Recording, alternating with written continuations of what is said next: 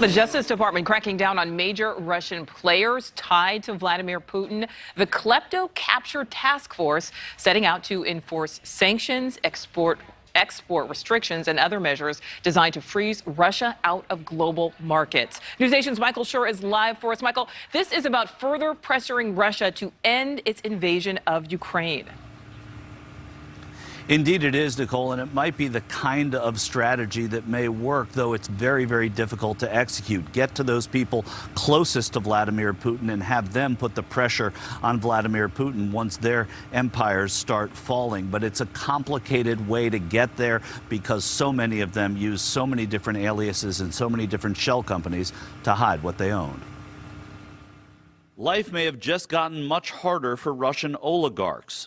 Tonight, I say to the Russian oligarchs and the corrupt leaders who bilked billions of dollars off this violent regime, no more. In his first State of the Union address, President Biden saying he will go after the ill-gotten assets of wealthy Russians with ties to Vladimir Putin. We're joining with European allies to find and seize their yachts, their luxury apartments, their private jets.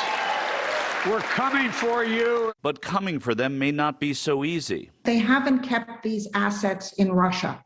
They've transferred them all over the world, but part of the places they've transferred them to are Switzerland, the UK, and into the United States. Dr. Louise Shelley is a transnational crime expert. She calls it an enormous challenge for the Justice Department to seize these fortunes or even identify who owns the mega yachts, the jet planes, and the Fifth Avenue apartments. Most likely, Joe Oligarch bought this apartment with something known as a front company or a shell company, in which Joe Oligarch's name is not in there. It's set up in the name of a company. The admonition from the president, though, already having an effect with yachts and aircraft repositioning, as one high-profile Russian billionaire, Roman Abramovich, announcing that he will sell English Premier League team Chelsea, saying net profits will go to war victims. And information from marine traffic, who track the movements of ships, show oligarch-owned yachts on the seas and on the move.